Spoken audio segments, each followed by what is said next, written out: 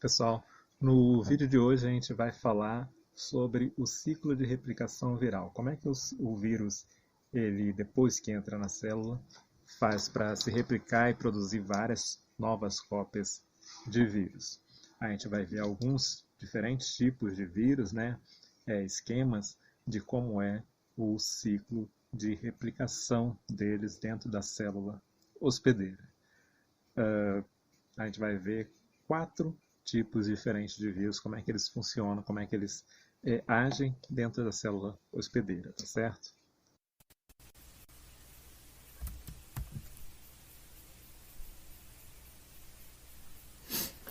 Gente, vamos ver aqui então como é que funciona o ciclo viral, tá? No caso de um bacteriófago. O bacteriófago, como a gente viu, é esse vírusinho que ele infecta bactérias, tá certo? E não infecta plantas, não infecta animais, não infecta ser humano, infecta bactérias. E ele tem esse capsídeo, né? Com essa forma esquisitinha aqui. Bom, no início do ciclo, então, ele começa com o vírus infectando a célula.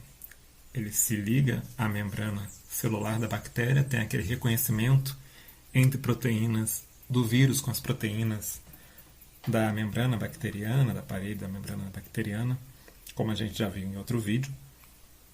E aí o vírus injeta o DNA dele, que está representado aqui por essa linhazinha azul, ele injeta dentro da bactéria. Então entrou aqui o DNA viral, tá? Nesse caso aqui a gente está falando de bacteriófago que tem como seu material genético um DNA, tá? Essa linha mais escura aqui, gente, está representando o DNA genômico da bactéria. No caso das bactérias, o material genético é um DNA fita dupla circular, tá? Bom, entrou o DNA viral. O que acontece a seguir? Pode acontecer duas coisas. No caso do bacteriófago, ele pode ter o ciclo lisogênico ou o ciclo lítico, ok? Então são fatores ambientais externos, né? Sinais ambientais ou da própria saúde interna ali da célula bacteriana que vão determinar se vai ser ativado o ciclo lisogênico ou o ciclo lítico. Vamos olhar primeiro o ciclo lisogênico. O ciclo lisogênico é como se fosse uma infecção silenciosa. O DNA viral ele se incorpora ao DNA genômico da bactéria. Tá vendo? Então essa parte azulzinha é o DNA viral que se inseriu no DNA genômico da bactéria. E ele vai ficar ali sem causar muitos danos. Tá? Silenciosamente ali. E o que vai acontecer depois? Bom, a bactéria vai continuar se dividindo normalmente. Sim. A bactéria vai continuar se dividindo normalmente. Né? A reprodução bacteriana é por essa divisão, né, da célula em duas células bacterianas novas. Para esse processo acontecer, ocorre primeiro a duplicação do DNA bacteriano. Isso é o normal das bactérias, tá? É normal de toda célula, inclusive ao se dividir na divisão celular, tá? Só que quando ocorre a duplicação desse DNA genômico bacteriano, vai ocorrer junto a duplicação do DNA viral que está inserido aqui dentro. Então acaba passando a cópia do DNA viral para a nova célula filha também. Okay? E aí você vai ter então a produção de seguida, né, de várias novas bactérias que carregam esse DNA viral. Esse DNA viral que está inserido, quando ele está inserido dentro do DNA genômico bacteriano, a gente chama ele de prófago. Prófago. Pró vem de algo que inicia, né, que antecede, e o fago faz referência a bacteriófago, né, ao vírus. Então esse DNA inserido ele é um prófago porque ele é como se for um precursor do vírus que vai se formar em algum momento no futuro. E aí, cada célula, ao se dividir, copia junto com o DNA bacteriano esse DNA viral. Como cada célula, ao se dividir, produz duas novas, você vai ter uma multiplicação exponencial do número de bactérias que carregam o profago. Certo? Essa aqui é a célula filha. E isso continua por um tempo variável. Até que você pode ter algum fator ambiental ou interno da célula que ative o ciclo lítico do vírus.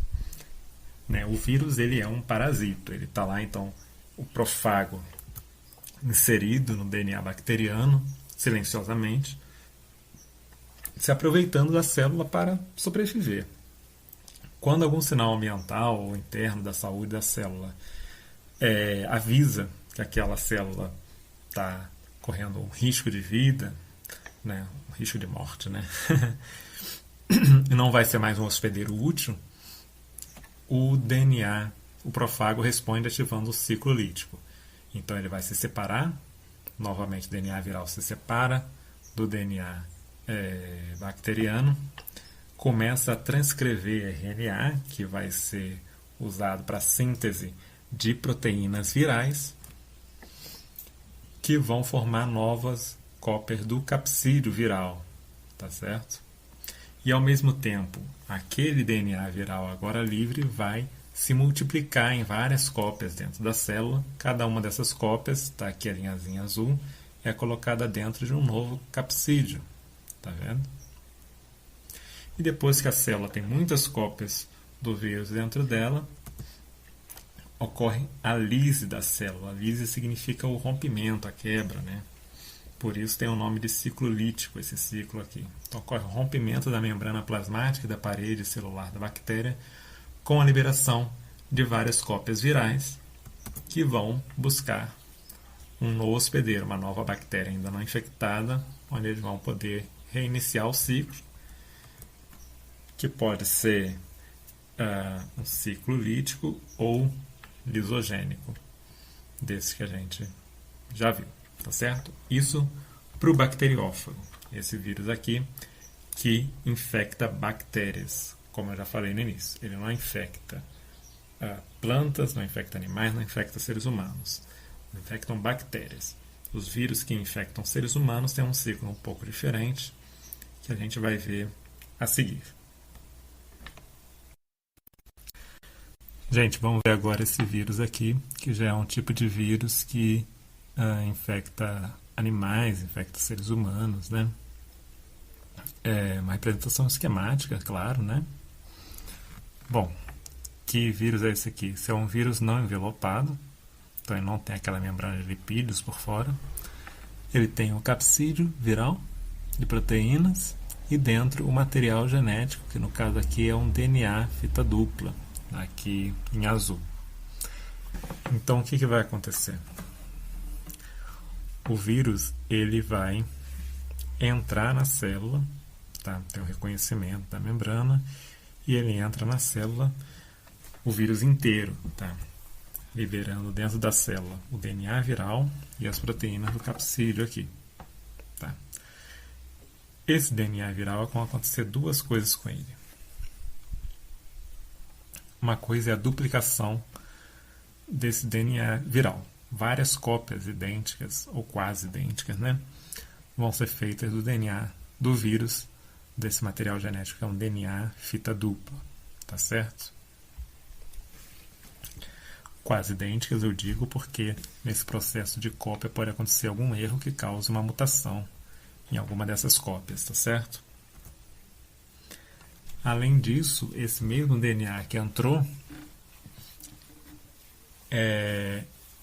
ele vai ter proteínas ali que vão lê-lo e produzir um RNA mensageiro, que depois vai ser lido pelos ribossomos da célula, porque o vírus não tem ribossomos. Os ribossomos da célula vão ler esse RNA, achando que é da própria célula, e esse RNA vai ter as instruções para a síntese de mais proteínas de capsídeo viral. Então, aqui o vírus, né, esse DNA viral, ele coopta, né, ele sequestra em parte a maquinaria metabólica da célula para produzir suas próprias proteínas, que está representado por essas esferas roxinhas aqui.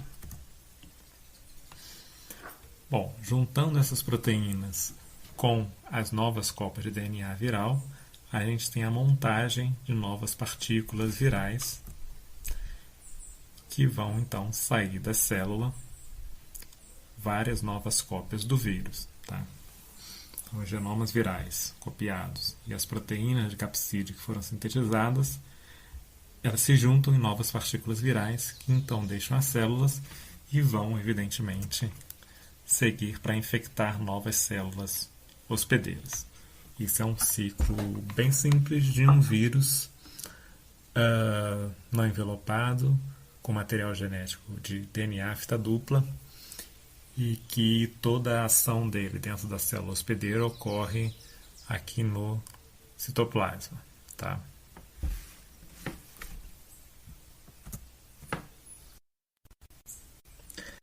Agora a gente vai ver o ciclo de replicação de um outro tipo de vírus, tá? Que é esse tipo aqui, que também infecta células animais até células humanas. Que tipo de vírus é esse? Bom, esse vírus aqui é um vírus envelopado. Tá vendo o envelope? Está representado por esse círculo amarelo aqui. Então ele tem um envelope externo aqui de lipídios cravejados de proteínas ligadas a esse envelope, tá? E dentro do envelope você tem aquela estrutura básica de vírus, o capsídeo viral de proteínas e um material genético. Nesse exemplo aqui, o material genético é um RNA fita simples, tá? Pois bem, esse vírus vai fazer o quê? Ele vai lá e infecta a célula, né? Como a gente já viu em outro vídeo, essas proteínas aqui ligadas ao envelope vão se ligar a proteínas da membrana da célula, fazendo o reconhecimento específico e permitindo que o envelope do vírus se funda, vai ter uma fusão com a membrana plasmática da célula e o capsídeo com o material genético do vírus, então entra aqui no citoplasma da célula hospedeira. A seguir, o que acontece? A desnaturação do capsídeo, né, se rompe a estrutura proteica que envolve o material genético e liberação desse material genético, desse RNA, fita simples, no citoplasma. A seguir, esse RNA aqui, os próprios enzimas da célula hospedeira vão reconhecer essa molécula como um RNA e vão sintetizar aqui uma fita de RNA mensageiro a partir desse RNA aqui. Esse RNA mensageiro, então, vai ser lido pelos ribossomos do citoplasma da célula hospedeira, sintetizando várias proteínas do vírus, proteínas virais. Algumas que vão ser sintetizadas aqui no retículo endoplasmático da célula, criando aquelas proteínas ligadas ao que são do envelope viral, né? Essas proteínas ligadas aqui à membrana, então, no retículo endoplasmático, tá certo? Que depois saem em vesículas do retículo endoplasmático nesse formato aqui. Então, a membrana, que é uma membrana da célula, tá? Uma membrana de fosfolipídios normal do retículo endoplasmático da célula, com as proteínas de envelope viral voltadas para dentro dessa vesícula. Os RNAs mensageiros outros RNAs mensageiros vão ser utilizados pelos ribossomos da célula para sintetizar as proteínas do capsídeo também, tá? Então, a partir do RNA mensageiro sintetizado desse RNA viral, você vai ter a cooptação da maquinaria metabólica da célula para a produção de vários tipos de proteína do vírus. Por outro lado, vai ocorrer também a cópia do RNA genômico do vírus, várias cópias, tá certo? Juntando as novas cópias de RNA com as proteínas sintetizadas do capsídeo, você tem a montagem de uma nova partícula viral aqui, capsídeo, com o RNA fita simples dentro dessa esfera formada pelos capsídeos, né? Mas é um vírus envelopado, ainda falta o envelope aqui do vírus. Esse envelope vai ser adicionado na saída do vírus. E o que acontece? Como eu falei, olha, as proteínas de envelope foram sintetizadas ali no retículo endoplasmático e estão aqui na vesícula voltadas para dentro. Essa vesícula ela vai migrar até a membrana plasmática da célula, se fundir a ela. E ao se fundir, você passa a ter essas proteínas do envelope viral voltadas para o lado externo da célula. E aí a membrana plasmática da célula começa a ficar cheia de proteínas de envelope voltadas para o lado externo. Certo? Quando a partícula viral ela caminha aqui para a borda da célula, para próximo da membrana e começa a sair, ela sai da célula levando parte da membrana celular, que está cheia já das proteínas de envelope viral que foram sintetizadas aqui e colocadas na membrana celular.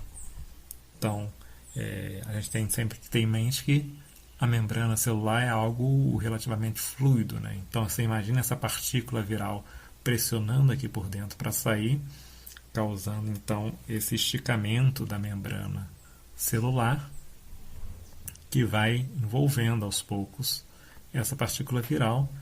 Essa pressão continua até que isso se desprende da célula e sai como um vírus completo. Capsídeo, RNA por dentro e o envelope viral com as suas proteínas. Então é interessante a gente notar que os vírus envelopados, eles têm esse envelope de fosfolipídios, ele é uma parte da própria membrana plasmática da célula hospedeira que foi, digamos assim, roubada pelo vírus ao deixar a célula hospedeira, com então uma nova partícula viral completa que vai procurar novos hospedeiros para infectar. Esse é o ciclo de replicação de um vírus, então, envelopado de RNA fita simples, tá? Com todo o processo aqui ocorrendo também no citoplasma.